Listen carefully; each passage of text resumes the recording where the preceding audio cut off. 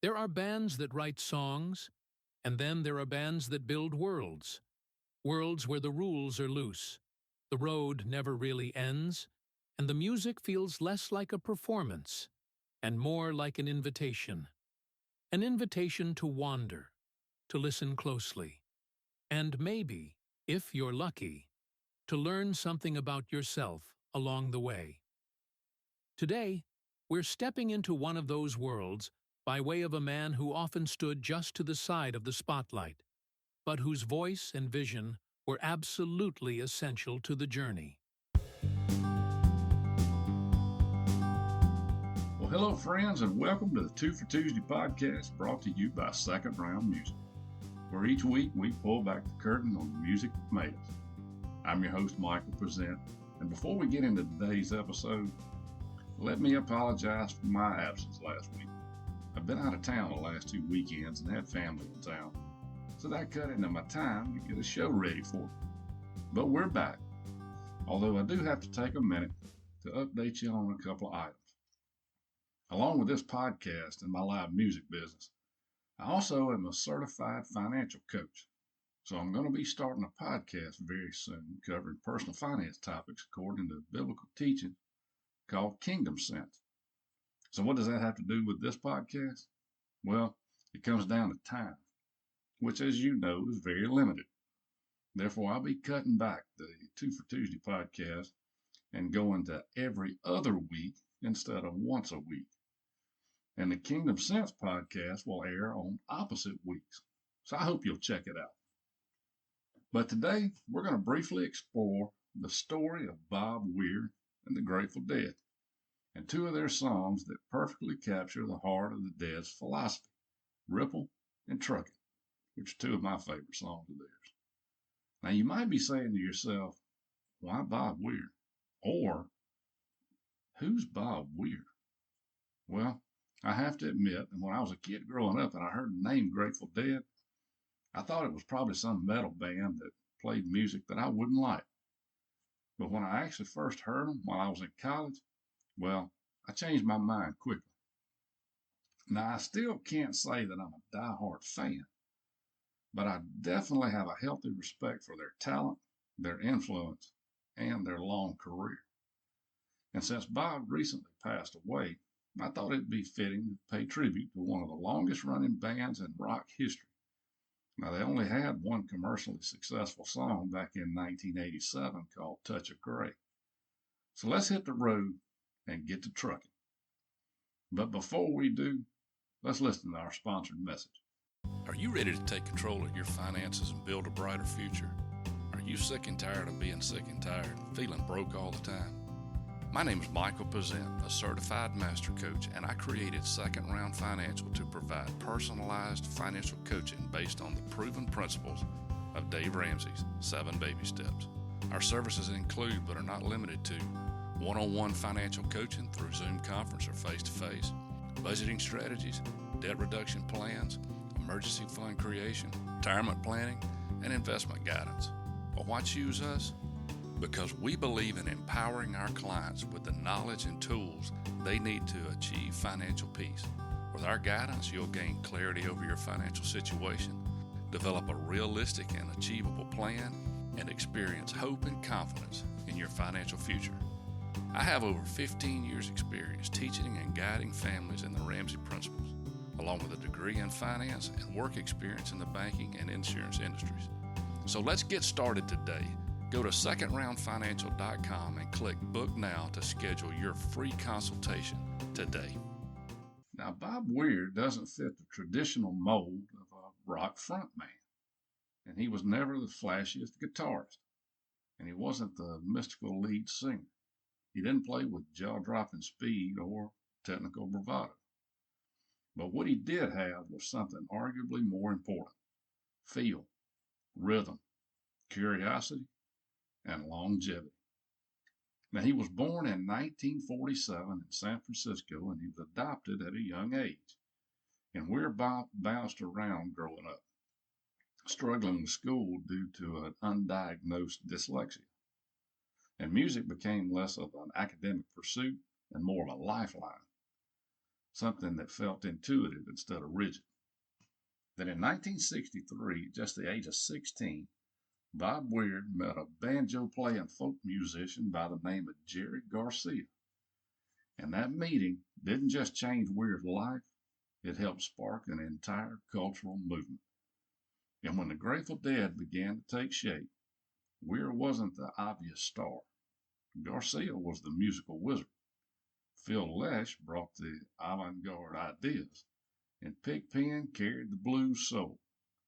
But Weir, he became the glue. His rhythm guitar style, often misunderstood, was actually wildly innovative. Instead of just strumming chords, Weir played counter rhythms, jazzy voicing, and percussive accents that gave the Dead their elastic floating sound. And more than that, Bob Weir became the band's philosophical anchor, especially when it came to lyrics and songcraft. So let's get into our first song, Ripple, which is a folk hymn disguised as a song. Now, Ripple isn't loud, it doesn't demand attention, and it doesn't build a big chorus or a flashy solo. Instead, it gently asks you to listen. Now, written primarily by Jerry Garcia and lyricist Robert Hunter, Ripple sits at the heart of the 1970s album American Beauty, an album that stripped away the psychedelia in favor of acoustic instruments, harmony, and Americana roots. And Bob Weir's role here is subtle but vital. His acoustic guitar playing is restrained, supportive, and almost conversational. And he understood that Ripple didn't need embellishment. It needed space. Now, lyrically, Ripple reads like a parable. If my words could glow with the gold of sunshine, and my tunes were played on the harp unstrung. Now, it's a song about humility, about passing wisdom without claiming ownership of it, about acknowledging that the music, and maybe life itself, is bigger than the person delivering it. And that idea aligns perfectly with Bob Weir's worldview. Weir has often said that the Grateful Dead were never trying to preach. They weren't there to give answers, and they weren't there to open doors. Ripple feels like someone sitting beside you on a porch, strumming a guitar, reminding you that the path is yours, but you're not walking it alone. Now, the next song, Truckin, now that's The Road is Philosophy. If Ripple is the soul of the Grateful Dead, then Truckin is the spine. Released on Working Man's Dead album, Truckin captures the band's life in motion. Tour buses, breakdowns, strange towns, legal troubles, and moments of pure transcendence. Bob Weir co-wrote Truckin, and his fingerprints are all over its narrative voice. This isn't a song about fame. It's a song about survival. As the lyric goes, what a long, strange trip it's been. Now, that line has become so ingrained in American culture that it's easy to forget how earned it was. The Dead weren't exaggerating. They lived that lyric. Financial instability, constant touring, and a refusal to conform to industry expectations. Musically, Truckin is deceptively simple. The groove steady and almost conversational, giving the lyric room to breathe. And Weir's rhythm guitar keeps the song grounded, acting as the engine while Garcia's lead swirls around it. Now, this song embodies Bob Weir's gift, finding poetry in persistence. Life doesn't always make sense, and the road doesn't always lead you where you think it will. But you keep going anyway. You keep, well, trucking. Hey guys, thank you for listening today, and I hope you're enjoying this podcast. If you are, please subscribe or follow the podcast, click the like button, share it with other music lovers, and please consider giving it a 5-star rating so we can reach a bigger audience. Now back to the show. Bob Weir is often described as the last man standing of the Grateful Dead's core lineup, but that undersells his role. He didn't just survive the Dead, he carried their ethos forward.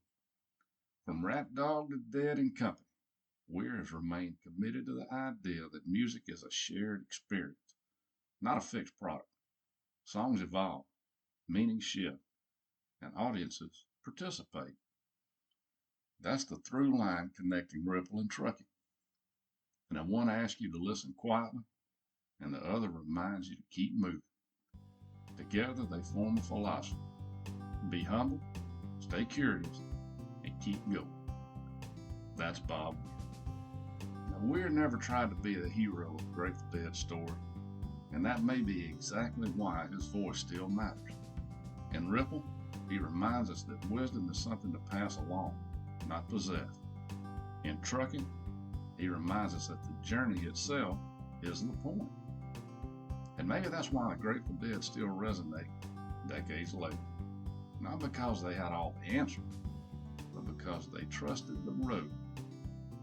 And back in the summer of 2025, Bob was diagnosed with cancer, which he beat. But he passed away just recently, back on January 10th, from lung problem.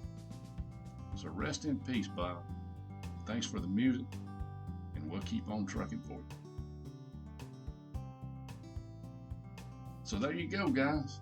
And thank you for joining me today in the 2 for Tuesday podcast, brought to you by Second Round Music and your host, Michael Present, where we take deep dives, and sometimes short ones, into the artists, the stories, and the songs that shape the soundtrack of our life. And just remember, we love you and we need you. We'll see you next time. God bless you.